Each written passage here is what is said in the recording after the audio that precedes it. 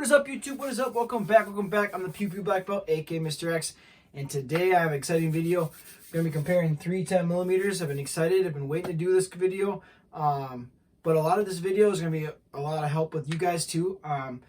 Leave a comment down below. I only have as much experience as I have. I don't have abundance of money to buy ammunition, so I can only share with you all the experiences that I've shared. So this is where you guys come into play, and you guys share some of your experiences that you've had with the Smith & Wesson M&P, the Springfield Armory XDM Elite, and the SIG X10. So if you guys own any of these guns, if you've experienced any things, please leave a comment down below. Tell me your story. I know I appreciate it, and then other people on YouTube that'll watch this video and read your comments will appreciate it too. So don't forget to leave those comments. And I also hope you guys join the family and hit that subscribe button just to see future and current videos and to stay in contact so we can all stay two-way strong.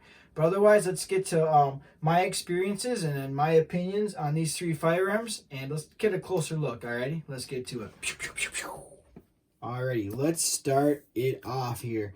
Let's start off with the Smith & Wesson first. Alright, so I have weighed all three of these guns. The Smith & Wesson weighed in at the lightest with this magazine, obviously unloaded, at 29.3 ounces. The SIG X10 weighed in at 32.8 ounces with the magazine. And then the XDM, the Springfield XDM, weighed in at 32 ounces. So these two are very, very similar in weight. Surprisingly, the Smith & Wesson is 2 ounces lighter. So, can that help you? Can that cause some issues? So with that being said, this gun is the most snappiest. This gun has the most snap. It has the most felt recoil in the hand. And then these two guns are very, very similar. I'd say, yeah, they're almost like a tie for how nice they shoot.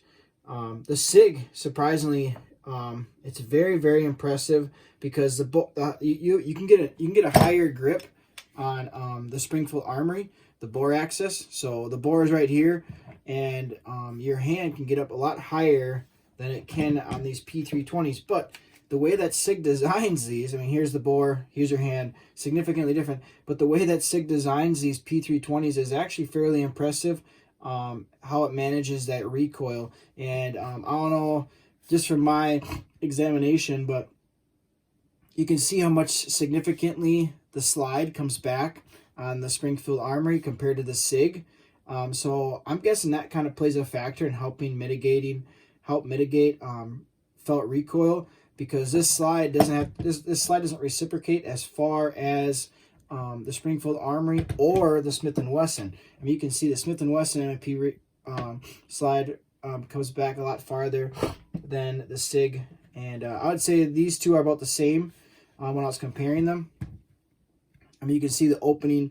You can see that the Springfield Armory is definitely a little bit farther back. But those are just my little things that I noticed. I'm not sure exactly, but the engineers, I feel like they did a pretty good job on these P320s. And then also Springfield Armory, they did a really good job on this too. They all come with 2 magazines, so that's nice. They're all optics ready, so that's another tiebreaker. I haven't had any mag issues with either one of these guns, but I have had commenters comment on my videos, my review shooting clean with the Smith & Wesson, asking if I've ever had any magazine issues. I haven't. But some people say they have had issues with the magazines. Leave a comment down below. If you own a Smith & Wesson, have you had any magazine issues? And then also I have heard about magazine issues with the SIG Sauer. I haven't had any issues yet, but I'm still in the early stages of shooting with this gun versus these two have shot more. But yeah, leave a comment down below. If you own a SIG, have you had a lot of issues with the magazines kind of failing on you? And if you fixed them, just give me some information on that. But I have heard that. Haven't had any issues with mine. Both of my magazines worked fine. So that's awesome. Alrighty, let's talk about price. Okay. So, the SIG is the most expensive MSRP at $800. The Springfield Armory XDM Elite is around $600 to $650, and that's the exact same price for the Smith & Wesson M&P. So with that being said, this is the most expensive, but I got this on sale for the same price as both of these guns at their MSRP. And then I have seen these guns on sale, but not as big of a discount as I got the SIG. I think I got the lucky horseshoe. That was a pretty good deal. I was pretty impressed. That's why I picked it up. But I have seen these on sale, and I have seen these on sale, but like around $50, $75. Not like super big discounts. So if you're not like in a hurry to get your 10mm, watch some more videos, go test them out. But there is deals, so you can look out for those deals. You don't have to pay the MSRP. You can be patient, and then whatever gun you like, then you can wait for those deals and get some heck of a good deals on one of these 3 firearms. All these guns have firing pin safeties, and I'll talk about that a little bit more later. They all have firing pin safeties, so automatically the firing pins are all safe. Smith & Wesson comes with an external safety. You can get it. The SIG does not. And then the Springfield Armory has a tank safety. So right here, this is a tank safety. The Springfield Armory has a tank safety, so the trigger will not work if you do not squeeze the firearm. If you don't squeeze the tank safety all the way, then you can operate the trigger. So that's another extra safety feature. If you're kind of one of those guys that wants to have a lot of safety features, that could be a huge positive for you. Or if you're one of those guys that wants to have less safety features because you don't want to have issues with your gun not firing when you want to go pull the trigger. The SIG X10 doesn't have a trigger safety. It only has a firing pin safety, which is right here. This little slot right here. I don't know if it's focusing in on that or not. But this little slot groove here. Let me grab something here so I can. This is the firing pin safety right here. You just depress when you squeeze a trigger, it depresses that, and then the firing pin will operate. All 3 guns have that. They're all a little bit different. Springfield Armory's firing pin safety is right here. This block, firing pin block. Is it focusing? Right here. This is the firing pin block. But that's the safety on the Springfield Armory. Once this is pushed down, then the firing pin can go. And then for the Smith & Wesson, it has a little plunger, more like kind of like Glocks. Glocks have like a little plunger style, and that's how the Smith & Wesson's firing pin block works. So they all 3 have firing pin blocks. So you can't the firing pin won't go till you pull the trigger. The Smith & Wesson has a trigger safety. The Springfield Armory also has a trigger safety. When I talk about trigger safety, it means that you have to depress this little piece right here. Otherwise, the trigger won't go. So if you see I don't depress it, trigger won't go. And then the trigger will move if you depress that. Just like Smith & Wesson's. So Smith & Wesson's won't go unless you depress that little flap there. So as you can see, the SIG Sauer's does not have a trigger safety. So yeah, it's one less safety feature. So this one has 1 safety feature. This one has 3 safety features, and this one has 2 to 3 safety features, depending on if you get the external safety or not. So, depending on how you feel about those things, you can take that into consideration when you're purchasing one of these 3 firearms. I can just show you all the triggers right now, if you'd like. So here is the Springfield Armory XDM Elite. So there's a firing pin wall. Nice clean break. Reset. Nice quick reset. This might be actually first place. I'll take it back. I think this trigger is the best out of all 3. And I'll show you the SIGs. So there's there's a little bit of creep here. You can see that creep. And then there's the firing pin. You could hear it go off. And the reset. A little bit longer, and then you got to go through that creep there. So the trigger is nice, but it does have a little bit of play or creep. And that play or creep if you're not aware, that's you pushing on that little safety block. So that, remember I was talking about the firing pin block? That's what that is, that little bit of creep there. Some guns do a better job at hiding that, and some guns don't do as good of a job. But that little bit right there, that's just you pushing on that firing pin block. And then, yeah, then the trigger goes bang. But that's what that is, if you're wondering. The Springfield Armory, they do a really good job at hiding it. So like right there, there's a little bit there, but not as much as the SIG. And then the Smith & Wesson's trigger here. So here is the Smith & Wesson's. A little bit of creep there too, push on that plunger. And then nice clean break. The reset. Very long reset. You gotta push through that creep again. Nice clean break. One more time. So there you go. Those are the triggers of all three of these guns. Take it as you take it for what it's worth. Just my opinion. Another big question I get asked is how easy it to rack the slides. I would give this one's okay. These slide serrations aren't like super actually friendly to actually get a good grip on. They're the spacing on them, and they're kind of rounded off. So I mean, I can get a grip on it, but it's not as easy as one would think.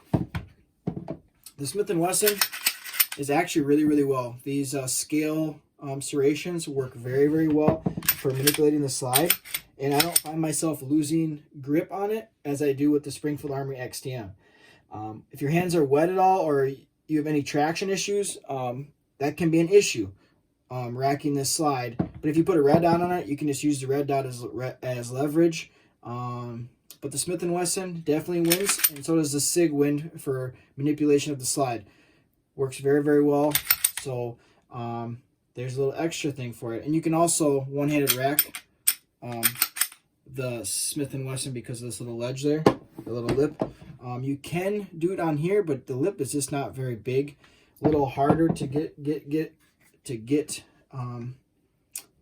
on something with this one. The SIG has that same little lip. You can get this on something and do a one-handed rack. This slide is very easy to manipulate, just like the Smith & Wesson. So both these guns, they win over the Springfield Armory for the slide serration. Very easy to manipulate, press checking. The SIG and the Smith & Wesson win that category.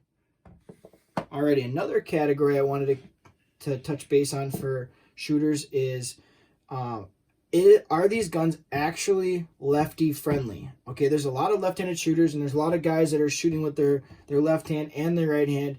Which gun is the best for both lefty and righty shooters? The Springfield Armory, the way that the slide release works, it doesn't work very well to be lefty friendly here. I mean, I push as hard as I can, and I cannot get it. There's no magazine in this thing, and I cannot get the slide to release lefty. Like, it just can't. Righty, it's still really hard, but you can still get it. But lefty, good luck. Like there's no chance in hell you're getting that with your left thumb. Like, it's just not happening. The one nice thing that I did give props to Springfield Armory is that they have an ambidextrous right out of the gate for the mag release. So take it for what it's worth. Slide release, garbage. You can't get it with your left thumb, but you do have ambidextrous. You don't have to switch it. You don't have to swap it out. That could be a positive for some people, but this is a negative. The Smith & Wesson's is kind of the same way. I noticed that their design here on the slide release, that's exactly why it is an issue. So you can see that's where the slide release catches. You can see for a left-handed shooter, it doesn't catch on this side. So there's no leverage for you to release it off of the slide, because I mean that's a triangle basically. That's in there very good. You can get it with your right thumb, but your left thumb, it's the same thing as the Springfield Armory. Like it's, you can get it eventually. You put 2 fingers on it, but it's just, it's not very user friendly. Like it's just not.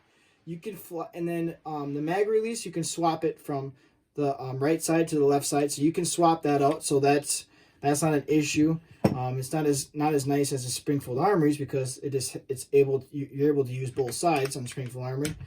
But both of the slide releases, Smith & Wesson, Springfield Armory, not very lefty friendly. Now the SIG. The SIGs is lefty friendly. Right side, easy. Right side, and then your left thumb, easy. Both sides, easy. You can easily drop the slide with your left hand or your right hand. That's where SIG takes it home for lefty friendly. And then the mag release, you can swap the mag release to this side. So if you are a lefty, you can swap it out and put on this side. 100% ambidextrous, ready to go, and lefty friendly. There you go. Take it for what it's worth. Leave a comment down below. What do you think? What are your opinions? But there's some information that maybe you didn't have, and I hope you appreciate it. Alrighty, YouTube. I hope you guys enjoyed this video. I hope you found the information beneficial for you. If you have anything to add, leave a comment down below. Greatly appreciate it, and everybody watching will love to read your comments. At this point in time, which gun do I think is my favorite? I enjoy shooting the Springfield Armory a lot and the SIG. I've kind of grown away a little bit from the Smith & Wesson, but they're still all 3 fun little shooters. I just have started to enjoy the Springfield Armory and the SIG the most. That's just what I'm feeling right now at this moment. It might shift again, and maybe I'll like the Smith & Wesson a little more. But if you own any one of these guns, or if you own multiple of them, let me know what you guys think. What is your opinion on these 3 firearms, or 2 firearms, one or the other? Just let me know. Otherwise, I really appreciate you guys watching. Hope you join the family. Hit the subscribe button down below, and I'll catch you guys at the next video. All right, see you there.